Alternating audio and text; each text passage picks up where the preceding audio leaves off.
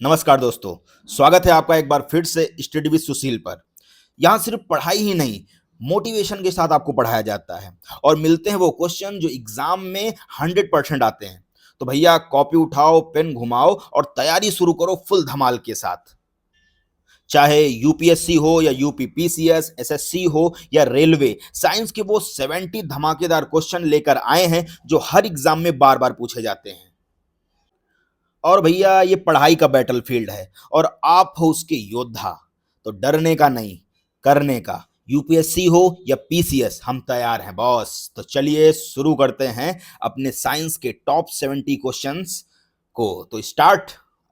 Are you ready? चलिए भाई शुरू करते हैं। तो हमारा पहला प्रश्न है, किस विटामिन की कमी से रतौंधी होती है?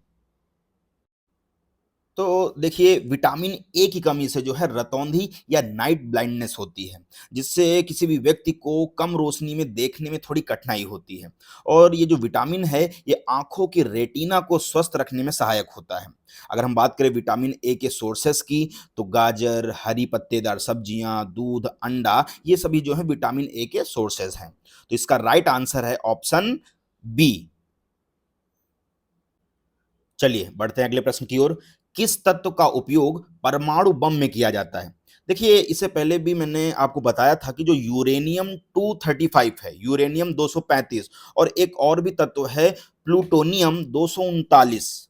तो ये जो दोनों तत्व हैं इनका उपयोग जो है वो परमाणु बम में किया जाता है। और ये जो एलिमेंट्स हैं ये नाभिकीय विखंडन की प्रक्रिया में भाग लेते हैं, जिससे कि बहुत ही ज्यादा अधिक मात्रा में जो है ऊर्जा उत्पन्न होती है। इसी के साथ अगर हम बात करें कोबाल्ट की, तो कोबाल्ट 60 का उपयोग जो है ये कैंसर उपचार और औद्योगिक उद्देश्यों में होता है, ना कि इसका निर्माण जो है बम में होता है। तो राइट आंसर है इसका ऑप्शन ए। चलिए बढ़ते हैं अगले प्रश्न की ओर। मनुष्य की सामान्य शरीर तापमान कितना होता है? देखिए, जो मनुष्य के शरीर का जो सामान्य तापक्रम होता है वो आप सभी को पता होगा कि जो मनुष्य के शरीर का जो सामान्य तापमान है वो 98 डिग्री 6 फ़ारेनहाइट या 37 डिग्री सेल्सियस होता है। अगर आपसे फ़ारेनहाइट में पूछा जाए तो 98.6 फ़ारेनहाइट, या सेल्सियस में तो 37 डिग्री सेल्सियस। और यह जो तापमान है ये शरीर के जो ग्रह संतुलन है उसको बनाए रखने में मदद करता है। ताकि जो है, और आप ये भी जानते हैं कि जो हल्का उतार चढ़ाव जो होता है ये सामान्य हो सकता है वैसे, लेकिन इससे अधिक या कम तापमान स्वास्थ्य समस्याओं को जो है ये संकेत दे सकते हैं। तो इस प्रश्न का राइट आंसर है ऑप्शन ए। चलिए बढ़ते हैं अगले प्रश्न की ओर। डीएनए की दोहरी कुंडली संरचना की खोज किसने की थी? तो देखिए, डीएनए की जो डबल हेलिक्स मॉडल को जो है ये खोजा था आपके वॉटसन और क्रिक ने। मैंने इससे पहले भी आपको बताया था कि जो जेम्स वॉटसन और फ्रांसिस क्रिक हैं, इन्होंने 1953 में जो है डीएनए की डबल हेलिक्स स्ट्रक्चर की खोज की थी। और इस संरचना में दो धागों की तरह लिपटी एक चेन होती है, जिनमें न्यूक्लियोटाइड्स की एक जोड़ होती है। और उन्होंने इस खोज के लिए 1962 में नोबेल पुरस्कार भी जीता था। साथ ही अगर हम बात करें, यह खोज जो है आधुनिक अनुवांशिकी की नींव भी रही। तो इस प्रश्न का राइट आंसर है ऑप्शन बी। चलिए बढ़ते हैं अगले प्रश्न की ओर। मच्छर भगाने वाली कॉइल, या इसको हम कॉइल भी बोलते हैं, में मुख्य रूप से कौन सा रसायन पाया जाता है? देखिए, आप सब लोग बेचारे मच्छरों से बहुत परेशान रहते हैं, है ना? तो इनको भगाने के लिए कई आप जुगाड़ भी लगाते हैं। कोई मोर्टीन जलाता है तो कोई ऑल आउट जलाता है भाई। तो चलिए हम बात करते हैं कि मच्छर भगाने वाली जो कॉइल होती है वो लिक्विड और स्प्रे में सामान्यतः जो है इसमें पायरिथ्रिन या पायरिथ्रॉइड नामक रसायन होता है। और यह रसायन जो है मच्छरों की तंत्रिका प्रणाली पर असर डालकर उन्हें मार देता है, या नहीं मारता तो भाई दूर भगा देता है, क्योंकि अक्सर मच्छर मरते तो नहीं है यार, है ना? और ये बनता कैसे है? तो ये प्राकृतिक रूप से गेंदा जैसे फूलों में पाया जाता है ना? ये जो आपका रसायन है ये गेंदा में पाया जाता है। तो इस प्रश्न का राइट आंसर है ऑप्शन बी, पायरिथ्रिन। चलिए बढ़ते हैं अगले प्रश्न की ओर।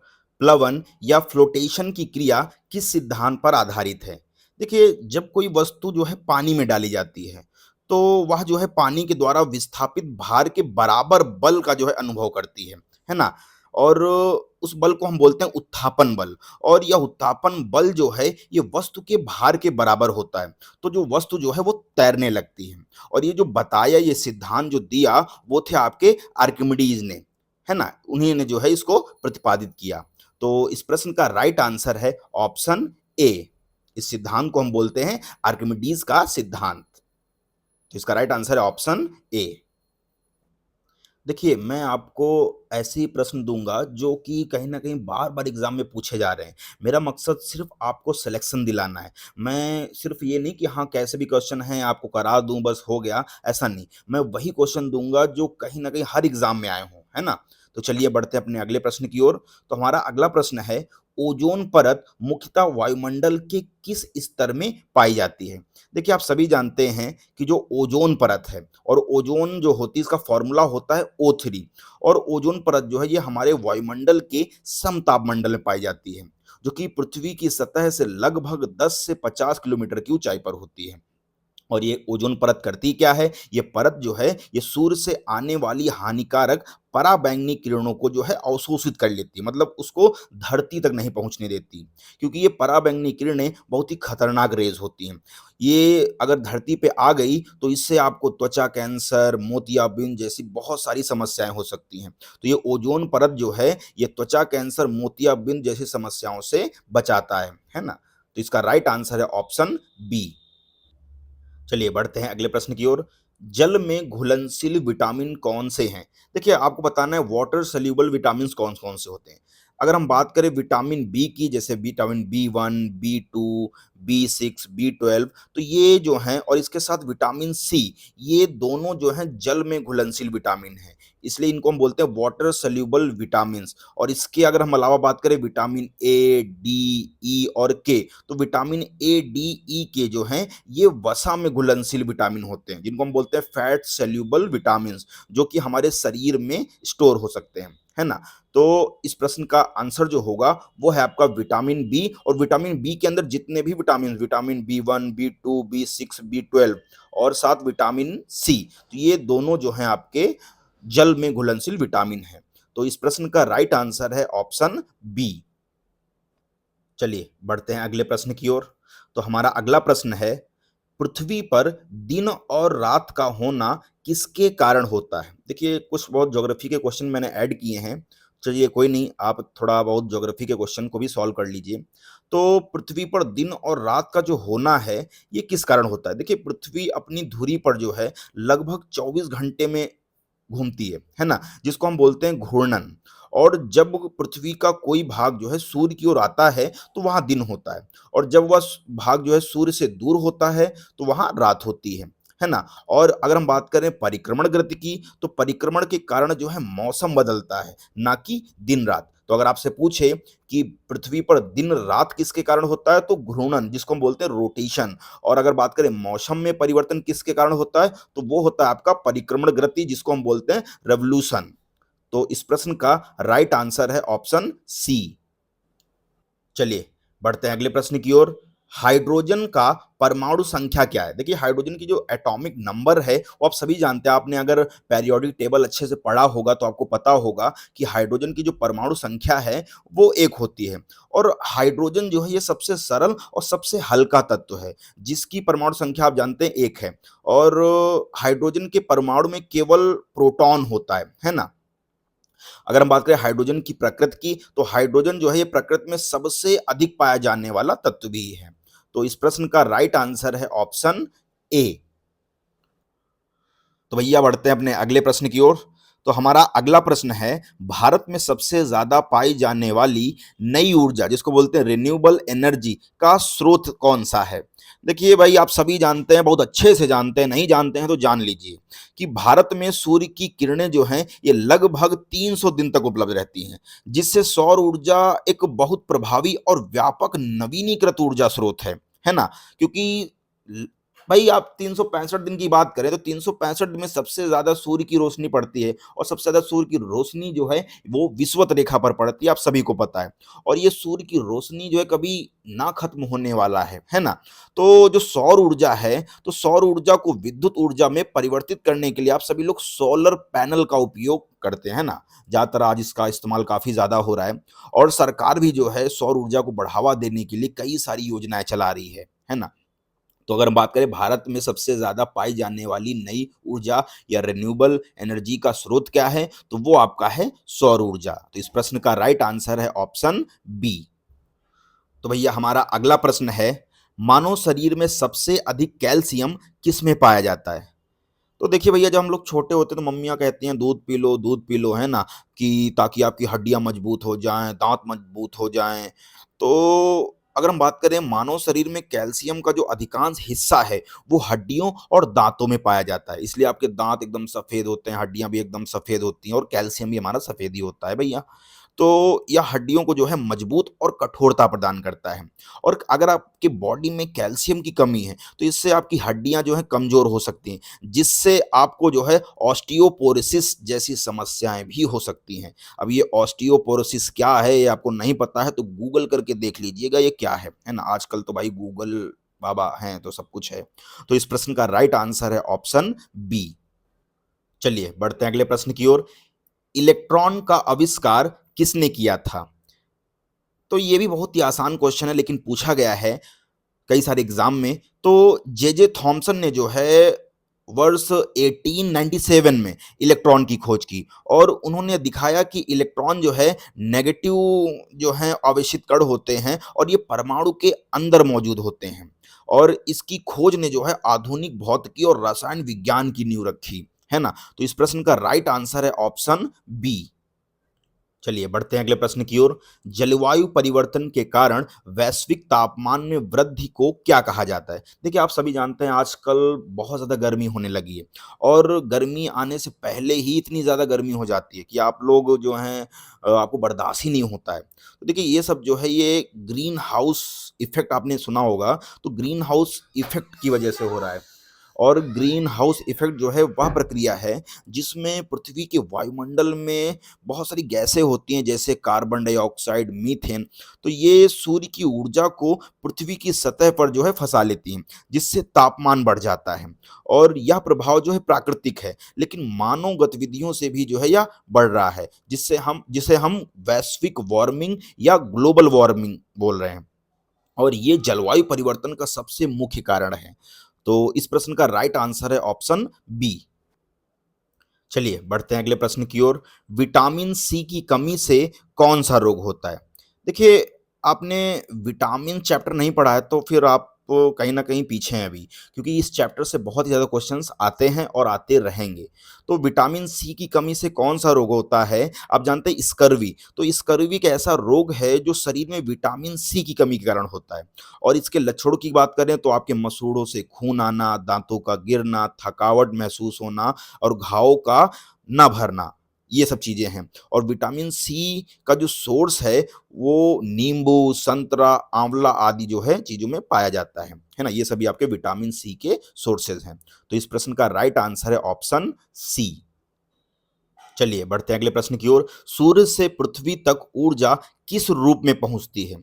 देखिए सूर्य से पृथ्वी तक जो ऊर्जा है वो विकिरण के माध्यम से आती है, जिसे हम सौर विकिरण भी कहते हैं, सोलर रेडिएशन, है ना? यह प्रक्रिया जो है ये निर्वात में भी संभव होती है। जबकि अगर हम संवहन और चालन की बात करें तो संवहन और चालन के लिए किसी माध्यम की आवश्यकता होती है ना? और विकिरण के कारण ही जो है सूर्य की गर्मी और प्रकाश जो है वो पृथ्वी तक पहुंचता है। तो इस प्रश्न का राइट आंसर है ऑप्शन सी। चलिए बढ़ते हैं अगले प्रश्न की ओर। जल का शुद्ध रूप विद्युत का सुचालक क्यों नहीं होता? देखिए आप सभी जानते हैं जो प्योर वाटर होता है उसमें किसी भी प्रकार के घुले हुए आयन जो है नहीं होते हैं, है ना? जो कि विद्युत प्रवाह के लिए आयनों की आवश्यकता होती है, इसलिए शुद्ध जल जो है ये विद्युत का सुचालक नहीं होता है। लेकिन जब उसमें नमक या अम्ल घोल दिया जाए तो वह आयन प्रदान करता है और जल जो है वो विद्युत का सुचालक बन जाता है। तो इस प्रश्न का राइट आंसर है ऑप्शन ए। चलिए बढ़ते हैं अगले प्रश्न की ओर। मनुष्य के शरीर में कुल कितनी हड्डियां होती हैं अगर वो वयस्क अवस्था में है तो जो वयस्क मनुष्य है तो वयस्क मनुष्य के शरीर में कुल 206 हड्डियां होती हैं। तो भाई साहब आप चेक मत करने लगना है ना कि अपनी हड्डियां गिनने लग जाओ। वैसे तो 206 ही होती हैं, इसमें कोई सोचने की बात नहीं है। और जन्म के समय जो है यह संख्या लगभग 270 तक होती है। लेकिन जैसे-जैसे बच्चा बड़ा होता है तो कुछ हड्डियाँ जो हैं ये आपस में जुड़ जाती हैं। और ये हड्डियाँ जो हैं शरीर को संरचना, संतुलन और गति प्रदान करती हैं। तो इस प्रश्न का राइट आंसर है ऑप्शन बी। तो भैया बढ़ते हैं अगले प्रश्न की ओर। न्यूटन का तीसरा नियम किस पर आधारित है? तो एक भाई साहब हैं न्यूटन भाई साहब, इन्होंने 3 नियम दिए हैं, है ना? तो चलिए देख लेते हैं भाई साहब के कौन से नियम है, न्यूटन का तीसरा नियम क्या कहता है? देखिए न्यूटन का जो तीसरा नियम है, ये कहता है कि हर क्रिया के बराबर और विपरीत दिशा में एक प्रतिक्रिया होती है। अगर मैं एक एग्ज़ाम्पल दूँ कि अगर आप किसी दीवार को धक्का देते हैं, तो दीवार भी आपको उतनी ही शक्ति से धक्का देगी और आपको पीछे धकेलती है ना? इस नियम को बोलते हैं न्यूटन का तीसरा नियम, क्रिया प्रतिक्रिया का नियम। और यह नियम जो है ये गति विज्ञान का एक मूलभूत सिद्धांत है। तो इस प्रश्न का राइट आंसर है ऑप्शन सी। चलिए बढ़ते हैं अगले प्रश्न की ओर। तो सबसे हल्की गैस कौन सी है? तो ये भी आपका सबसे सिंपल और आसान क्वेश्चन है। आप सभी को पता है कि जो हाइड्रोजन है, ये ब्रह्मांड की सबसे हल्की और सबसे सरल संरचना वाली गैस है। और इसका जो परमाणु क्रमांक होता है वो 1 है और इसका परमाणु भार भी सबसे कम होता है। और ये जो गैस है, ये अत्यधिक ज्वलनशील होती है। इसलिए गुब्बारों आदि में इसकी जगह पर आजकल हीलियम का उपयोग किया जा रहा है। अगर गुब्बारों में भाई हाइड्रोजन भर देंगे, तो फिर तो गड़बड़ी हो जाएगा, है ना? तो जो हीलियम है ये हल्की और अज्वलनशील है, इसलिए गुब्बारों में हीलियम गैस भरी जाती है। तो इस प्रश्न का राइट आंसर है ऑप्शन बी। तो चलिए बढ़ते हैं अगले प्रश्न की ओर। निम्नलिखित में से कौन सा तत्व प्राकृतिक रूप में तरल अवस्था में पाया जाता है? तो ये भी आपको, अगर आपने क्लास 10th में भी अच्छी पढ़ाई पढ़ी होगी तो ये पता होना चाहिए वैसे तो। देखिए जो मरकरी है जिसको हम लोग बोलते हैं पारा, तो मरकरी एक ऐसा मेटल है या धातु है जो सामान्य तापक्रम पर जो है प्राकृतिक रूप से तरल अवस्था में पाया जाता है। और आपने ये पढ़ा भी है कि मरकरी जो है ये रूम टेम्परेचर पर लिक्विड फॉर्म में होता है ना? और इसका जो गलनांक है वो -39 डिग्री सेल्सियस है। और इसका सामान्य तापमान जो है ये इस पर तरल अवस्था में रहता है, मतलब लिक्विड फॉर्म में रहता है। अगर हम बात करें इस मरकरी का यूज़, तो जो पारे का उपयोग है वो थर्मामीटर, बैटरी और विद्युत उपकरणों में किया जाता है। तो इस प्रश्न का राइट आंसर है ऑप्शन बी। तो चलिए बढ़ते हैं अगले प्रश्न की ओर। किस गैस का उपयोग ब्लैकेटिंग के लिए किया जाता है ताकि आग ना लगे?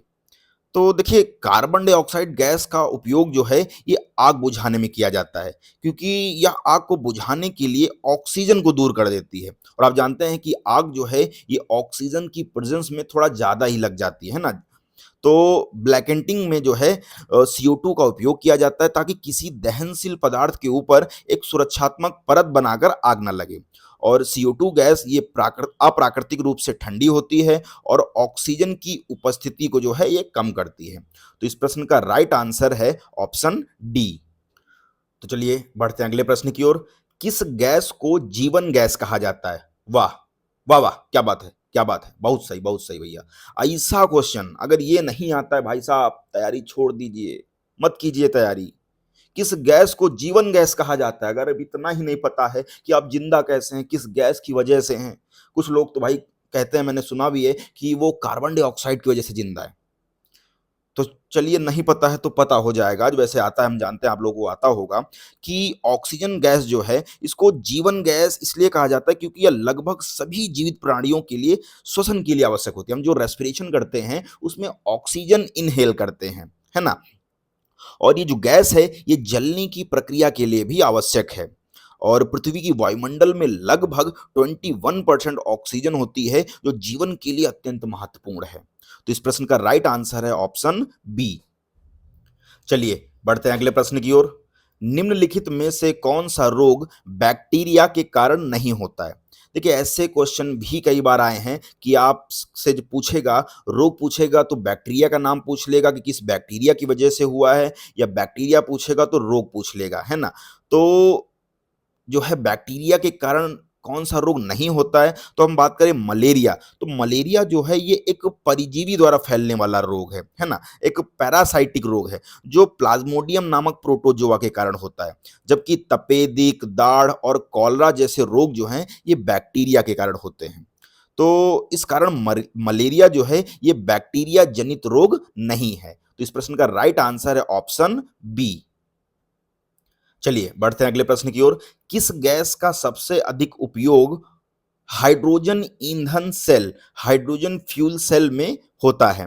देखिए हाइड्रोजन ईंधन सेल की बात करें तो इसमें मुख्य ईंधन के रूप में हाइड्रोजन गैस का उपयोग किया जाता है और हाइड्रोजन और ऑक्सीजन की प्रतिक्रिया से जो है बिजली बनती है और पानी जो है उपजता है। और आप सभी जानते हैं कि यह एक साफ, बहुत ही शुद्ध जो है ऊर्जा स्रोत है, जिससे पर्यावरण प्रदूषण जो है बहुत ही कम होता है।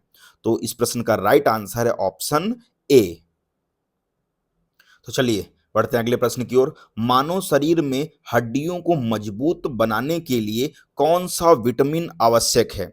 देखिए जो मानव शरीर है उसको डिफरेंट डिफरेंट विटामिन्स की आवश्यकता होती है, लेकिन अगर आपसे पूछे कि हड्डियों को मजबूत बनाने के लिए किस विटामिन की आवश्यकता होती है, तो आप सभी जानते हैं, अभी इससे पहले शायद मैंने बताया भी आपको कि कौन कौन से विटामिन जरूरी हैं और कौन से ऐसे विटामिन हैं जो वाटर सोल्यूबल हैं और कौन से ऐसे विटामिन हैं जो फैट सोल्यूबल हैं। तो अगर हम बात करें कि कौन सा विटामिन है जो मानव शरीर की हड्डियों को मजबूत बनाने में सहायक है, तो वो आपका है विटामिन डी। क्योंकि विटामिन डी जो है ये हड्डियों को मजबूत बनाने में सहायक होता है, क्योंकि यह कैल्शियम और फास्फोरस के अवशोषण को बढ़ाता है। साथ ही इसकी कमी से जो है हड्डियां कमजोर हो सकती हैं और बच्चों में रिकेट्स रोग भी हो सकता है। और विटामिन डी का जो उत्पादन है वे त्वचा में सूर्य के यूवीबी किरणों की सहायता से होता है। तो इस प्रश्न का राइट आंसर है ऑप्शन सी।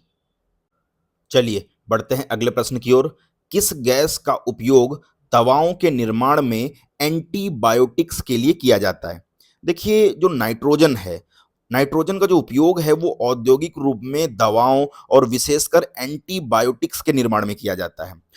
यह जो है अमोनिया और अन्य नाइट्रोजन यौगिकों के उत्पादन में मदद करता है, जो कि दवा निर्माण की एक कच्ची सामग्री है जिसको हम बोलते हैं।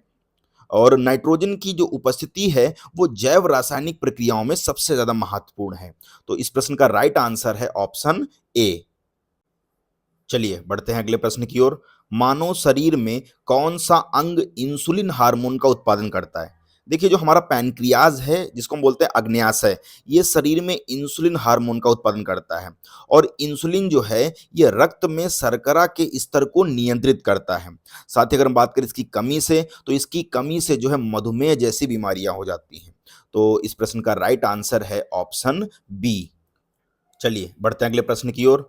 द्रव थर्मामीटर में सामान्यतया कौन सा द्रव उपयोग किया जाता है? देखिए जो द्रव थर्मामीटर है इसमें पारा जो है ये एकमात्र ऐसा धातु है जो सामान्यतया रूम टेम्परेचर पर जो है लिक्विड फॉर्म में रहता है और यह जो है ऊष्मा के प्रति संवेदनशील होता है और तापमान के अनुसार फैलता या सिकुड़ता है, जिससे तापमान को मापना काफी ज्यादा आसान हो जाता है। तो इसके उच्च घनत्व और तापीय प्रसार की जो सटीकता के कारण ही जो है यह थर्मामीटर में आदर्श द्रव है। तो अगर हम बात करें इसका राइट आंसर, तो इसका राइट आंसर है ऑप्शन बी। चलिए बढ़ते हैं अगले प्रश्न की ओर। मनुष्य की आंख के किस भाग में इमेज बनती है? देखिए जो रेटिना है ये आंख का वह भाग है जहां प्रकाश की किरणें केंद्रित होकर वस्तु की स्पष्ट छवि बनाती हैं, है ना? और रेटिना में प्रकाश जो है संवेदनशील कोशिकाएं होती हैं ये, जो कि छवि को विद्युत संकेतों में बदलकर मस्तिष्क तक पहुंचाती हैं। और जो लेंस है इसका कार्य जो है प्रकाश को मोड़कर रेटिना पर केंद्रित करना होता है। तो इस प्रश्न का राइट आंसर है ऑप्शन बी। चलिए बढ़ते हैं अगले प्रश्न की ओर। जल का अधिकतम घनत्व किस तापमान पर होता है? देखिए जो जल का अधिकतम घनत्व है वो 4 डिग्री सेल्सियस पर होता है और इसी तापमान पर पानी जो है सबसे भारी होता है और नीचे बैठता है, जिससे झीलों और तालाबों में शीतकाल में सतह जम जाती है, लेकिन नीचे का पानी जीवों के लिए सुरक्षित रहता है। और यह जल की एक अद्वितीय विशेषता है जो पर्यावरण संतुलन बनाए रखने में सहायक है। तो इस प्रश्न का राइट आंसर है ऑप्शन बी। तो हमारा अगला प्रश्न है, विटामिन सी की कमी से कौन सा रोग होता है? तो देखिए, विटामिन सी की कमी से जो है स्कर्वी नामक रोग होता है, जिसमें मसूड़ों से खून आना, थकान और त्वचा में धब्बे जैसी समस्याएं होती हैं। और यह विटामिन जो है प्रतिरक्षा प्रणाली को मजबूत करता है और कोलेजन के निर्माण में सहायक होता है। अगर हम बात करें विटामिन सी के मुख्य स्रोत के बारे में, तो खट्टे फल जैसे नींबू, संतरा, आंवला आदि हैं। तो इस प्रश्न का राइट आंसर है ऑप्शन बी। चलिए बढ़ते हैं अगले प्रश्न की ओर। किस आविष्कार ने आधुनिक युग की नींव रखी थी? देखिए, छपाई प्रेस का जो आविष्कार है वो जोहानसन गुटेनबर्ग ने 15वीं सदी में किया था। और इसने पुस्तकों के बड़े पैमाने पर उत्पादन को संभव बनाया, जिससे शिक्षा, विज्ञान और सूचना का प्रसार हुआ। और यह आविष्कार जो है पुनर्जागरण, सुधार आंदोलन और वैज्ञानिक क्रांति का जो है आधार बना। तो इस प्रश्न का राइट आंसर है ऑप्शन डी। चलिए बढ़ते हैं अगले प्रश्न की ओर। कौन सा तत्व हड्डियों और दांतों को मजबूत बनाने में मुख्य भूमिका निभाता है? देखिए, कैल्शियम जो है हड्डियों और दांतों का प्रमुख घटक है और उन्हें मजबूत बनाए रखता है। यह तंत्रिका, संचार, मांसपेशियों की कार्यप्रणाली और रक्त के थक्के बनने में भी मदद करता है। साथ ही कैल्शियम के स्रोत की बात करें, इसके सोर्सेस की, तो दूध, पनीर, दही, हरे पत्तेदार सब्जियां, ये सभी प्रमुख हैं। तो इस प्रश्न का राइट आंसर है ऑप्शन सी। चलिए बढ़ते हैं अगले प्रश्न की ओर। वायुमंडल की वह परत जो रेडियो तरंगों को परावर्तित करती है क्या कहलाती है? देखिए, आप जानते हैं कि हमारे आयनोस्फेयर में ये वायुमंडल की वह परत है जो पृथ्वी की सतह से लगभग 60 से 1000 किलोमीटर की ऊंचाई तक फैली है। और इसमें आयनित गैसें होती हैं जो रेडियो तरंगों को परावर्तित कर जो है पृथ्वी पर वापस भेजने में मदद करती हैं। और यही कारण है कि रेडियो संचार जो है लंबी दूरी तक संभव हो पाता है। तो इस प्रश्न का राइट आंसर है ऑप्शन सी। चलिए बढ़ते हैं अगले प्रश्न की ओर। मानव शरीर में रक्त शुद्धिकरण का कार्य किस अंग द्वारा किया जाता है?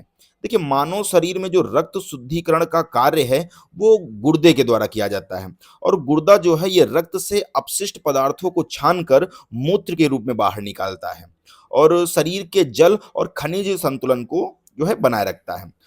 हर दिन लगभग 180 लीटर रक्त जो है किडनी से फिल्टर होता है। तो इस प्रश्न का राइट आंसर है ऑप्शन डी। चलिए बढ़ते हैं अगले प्रश्न की ओर। विद्युत धारा के प्रवाह को रोकने वाला उपकरण कौन सा है? तो फ्यूज जो है एक सुरक्षा उपकरण होता है जो अत्यधिक विद्युत धारा आने पर पिघल जाता है और विद्युत प्रवाह को रोक देता है। इससे बिजली के उपकरण और वायरिंग की सुरक्षा होती है। साथ ही में फ्यूज पिघलने से जो है सर्किट भी टूट जाता है और आग लगने से बचाव भी हो जाती है। तो इस प्रश्न का राइट आंसर है ऑप्शन सी। चलिए बढ़ते हैं अगले प्रश्न की ओर। पाचन की प्रक्रिया मुख्य रूप से कहाँ से शुरू होती है? देखिए, अगर मुख्य रूप से पूछे तो जो भोजन का प्रारंभ है वो तो मुख से होता है, मुख से लेके अमाशय में होता है। लेकिन अगर मुख्य पाचन की बात करें और अवशोषण की प्रक्रिया की बात करें तो वो छोटी आंत में होता है ना। हमारा जो भोजन है वो पूरी तरीके से छोटी आंच में पचता है। और पित्त रस, अग्न्याशय रस और आंत के रस की सहायता से जो है कार्बोहाइड्रेट, प्रोटीन और वसा का जो है पूर्ण पाचन होता है। और यह शरीर को पोषक तत्वों की आपूर्ति के लिए अत्यंत आवश्यक है। तो इस प्रश्न का राइट आंसर है ऑप्शन सी। चलिए बढ़ते हैं अगले प्रश्न की ओर। कौन सा विटामिन सूर्य के प्रकाश से प्राप्त होता है? तो विटामिन डी को हम जो है सनशाइन विटामिन भी कहते हैं, क्योंकि यह सूर्य के प्रकाश के संपर्क में आने पर त्वचा द्वारा निर्मित होता है। और यह हड्डियों को मजबूत बनाने में सहायक होता है, क्योंकि यह कैल्शियम के अवशोषण में भी मदद करता है। और इसकी कमी से रिकेट्स और हड्डियों में कमजोरी हो सकती है। तो इस प्रश्न का राइट आंसर है ऑप्शन डी। चलिए बढ़ते हैं अगले प्रश्न की ओर। ग्रहों की गति के नियम किसने बताए थे? तो देखिए, कैप्लर के 3 नियम जो कि ग्रहों की सूर्य के चारों ओर गति को स्पष्ट करते हैं। और ये नियम बतलाते हैं कि ग्रह जो है वो अंडाकार कक्षा में सूर्य के चारों ओर घूमते हैं और उनकी गति कैसी होती है, और कक्षा के क्षेत्रफल का नियम। और बाद में न्यूटन ने जो है गुरुत्वाकर्षण के सिद्धांत से इन नियमों को जो है सिद्ध किया था। तो इस प्रश्न का राइट आंसर है ऑप्शन बी। तो चलिए बढ़ते हैं अगले प्रश्न की ओर। मानव शरीर में कौन सी कोशिका रोगों से लड़ने का मुख्य काम करती है? देखिए, जो व्हाइट ब्लड सेल्स हैं, वो शरीर की रोग प्रतिरोधक प्रणाली का एक हिस्सा होती हैं और ये शरीर में जितने भी आपके जो कीटाणु हैं, बैक्टीरिया हैं या वायरस हैं, इन सभी से लड़ती हैं। तो जो डब्ल्यूबीसी है, ये संक्रमण से लड़ने में महत्वपूर्ण भूमिका निभाती है और शरीर को स्वस्थ बनाए रखती है। तो इस प्रश्न का राइट आंसर है ऑप्शन बी। चलिए बढ़ते हैं अगले प्रश्न की ओर। जल का रासायनिक सूत्र क्या है? देखिए, जो जल है वो उसमें दो हाइड्रोजन परमाणु और एक ऑक्सीजन परमाणु से मिलकर बना होता है। इसलिए इसका जो रासायनिक सूत्र होता है वो है H2O और यह एक जो है यूनिवर्सल सॉल्वेंट है और पृथ्वी पर जीवन के लिए अनिवार्य है। तो इस प्रश्न का राइट आंसर है ऑप्शन बी। और अगर आपको ये वीडियो पसंद आ रही है तो जरूर लाइक कीजिए और इस चैनल को सब्सक्राइब कीजिए। चलिए बढ़ते हैं अगले प्रश्न की ओर। कौन सी किरणें कैंसर उपचार या रेडियोथेरेपी में उपयोग की जाती हैं? तो जो गामा किरणें होती हैं वो उच्च ऊर्जा वाली विकिरण होती हैं जो कैंसर कोशिकाओं को नष्ट करने के लिए चिकित्सा में उपयोग की जाती हैं। और रेडियोथेरेपी में गामा किरणें जो है ट्यूमर को निशाना बनाकर उसकी वृद्धि को रोकती हैं। एक्सरे भी अगर बात करें एक्सरे की, तो एक्सरे भी जो है चिकित्सा में उपयोग होती है, लेकिन उपचार के लिए गामा किरणें अधिक प्रभावी होती हैं। तो इस प्रश्न का राइट आंसर है ऑप्शन सी। चलिए बढ़ते हैं अगले प्रश्न की ओर। कौन सा पोषक तत्व शरीर की प्रतिरक्षा प्रणाली को मजबूत करता है? तो जो विटामिन सी है ये एक एंटीऑक्सीडेंट है जो शरीर की प्रतिरक्षा प्रणाली को मजबूत करता है और यह संक्रमण से लड़ने में भी मदद करता है और त्वचा, हड्डियों और रक्त वाहिकाओं की मरम्मत में सहायक होता है। बात करें विटामिन सी के सोर्सेज की, तो विटामिन सी के जो स्रोत हैं वो खट्टे फल, टमाटर और हरी सब्जियों में प्रचुर मात्रा में पाया जाता है। तो इस प्रश्न का राइट आंसर है ऑप्शन बी। चलिए बढ़ते हैं अगले प्रश्न की ओर। विद्युत प्रवाह के लिए कौन से कण जिम्मेदार होते हैं? तो विद्युत धारा जो है मुख्य रूप से इलेक्ट्रॉनों के प्रवाह से बनती है। ठोस पदार्थों में जैसे धातु में इलेक्ट्रॉन मुक्त होकर जो है एक परमाणु से दूसरे परमाणु की ओर चलते हैं और प्रोटॉन और न्यूट्रॉन जो है ये परमाणु के केंद्र या नाभिक में रहते हैं और विद्युत प्रवाह में भाग नहीं लेते हैं। तो सिंपल सा इसका आंसर होगा ऑप्शन बी। चलिए बढ़ते हैं अगले प्रश्न की ओर। निम्नलिखित में से कौन सी बीमारी विषाणु या वायरस के कारण होती है? तो अभी हाल ही में आपको पता भी होगा कि कोविड 19 जो है एक वायरल या विषाणु जन बीमारी है जिसका जो कारण है वो SARS कोव 2 नामक वायरस है। और क्षय रोग की बात करें तो क्षय रोग बैक्टीरिया के कारण होता है, जबकि मलेरिया जो है ये परजीवी के कारण और कैंसर कोई संक्रामक बीमारी नहीं है, है ना? तो वायरस जो है ये सामान्यतः छोटे रोगजनक होते हैं जो केवल जीवित कोशिकाओं के अंदर ही बढ़ सकते हैं। तो इस प्रश्न का राइट आंसर होगा ऑप्शन सी। चलिए बढ़ते हैं अगले प्रश्न की ओर। भारत में सबसे अधिक उत्पादन किस धातु का होता है? तो भारत में सबसे ज्यादा जो है लोहे का उत्पादन सबसे अधिक होता है और लोहा जो है ये इस्पात उद्योग की नींव है और देश की भारी औद्योगिक गतिविधियों के लिए आवश्यक है। तो भारत के मुख्य लोहा खनन क्षेत्रों की बात करें जहां से सबसे ज्यादा लोहे का खनन होता है तो वो है झारखंड, छत्तीसगढ़, उड़ीसा और मध्य प्रदेश। तो इस प्रश्न का राइट आंसर है ऑप्शन सी। चलिए बढ़ते हैं अगले प्रश्न की ओर। पानी को शुद्ध करने के लिए घरेलू जल फिल्टर में प्रायः कौन सी विधि का उपयोग किया जाता है? तो आपके घर में शायद लगा भी होगा आरओ, है ना, जिसको हम बोलते हैं रिवर्स ऑस्मोसिस। तो जो आरओ है ये एक आधुनिक जल शुद्धिकरण टेक्निक है और आजकल बहुत ही ज्यादा उपयोग में लाई जा रही है जो पानी से जो है घुले हुए लवण, अशुद्धियों और सूक्ष्म जीवों को हटाती है। और इसमें अर्धपारगम में झिल्ली का उपयोग किया जाता है, मतलब सेमी परमिएबल मेम्ब्रेन का उपयोग होता है। और यह प्रक्रिया जो है विशेष रूप से उन क्षेत्रों में उपयोग होती है जहां जल में अत्यधिक टीडीएस होता है। टीडीएस का मतलब होता है टोटल डिसॉल्व सॉलिड्स। तो इस प्रश्न का राइट आंसर होगा ऑप्शन डी। चलिए बढ़ते हैं अगले प्रश्न की ओर। किस गैस का उपयोग अग्निशामक में सामान्यतया किया जाता है? तो देखिए, कार्बन डाइऑक्साइड जो है इसका उपयोग अग्निशामकों में किया जाता है क्योंकि यह जो है ऑक्सीजन की आपूर्ति को काट देता है और आग बुझा देता है। और यह गैस जो है ज्वलनशील नहीं होती और इलेक्ट्रॉनिक उपकरणों में आग बुझाने के लिए विशेष रूप से उपयुक्त होती है। और कार्बन डाइऑक्साइड जो है ये आग पर एक ठंडी परत बनाती है जिससे तापमान भी घटता है। तो इस प्रश्न का राइट आंसर है ऑप्शन सी। चलिए बढ़ते हैं अगले प्रश्न की ओर। पानी में जीवन की उपस्थिति का मुख्य कारण क्या है? तो देखिए पानी जो है, पानी एक सर्वश्रेष्ठ जैविक विलायक है, मतलब यूनिवर्सल सॉल्वेंट है, और जो कई प्रकार के रसायनों और खनिजों को घोल सकता है। और यह गुण जीवन की रासायनिक क्रियाओं को संभव बनाता है, जैसे पोषक तत्वों का अवशोषण, एंजाइम क्रियाएं, ये सभी है ना। तो इसी कारण पृथ्वी पर जीवन के लिए अत्यंत आवश्यक है पानी।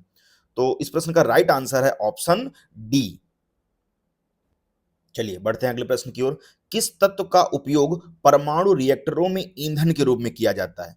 तो परमाणु रिएक्टरों में ऊर्जा उत्पादन के लिए, शायद अभी इससे पहले भी मैंने इस क्वेश्चन के बारे में डिस्कस किया था, कि जो यूरेनियम 235 और प्लूटोनियम 239 का उपयोग जो है, ये परमाणु रिएक्टरों में ऊर्जा के उत्पादन के लिए किया जाता है।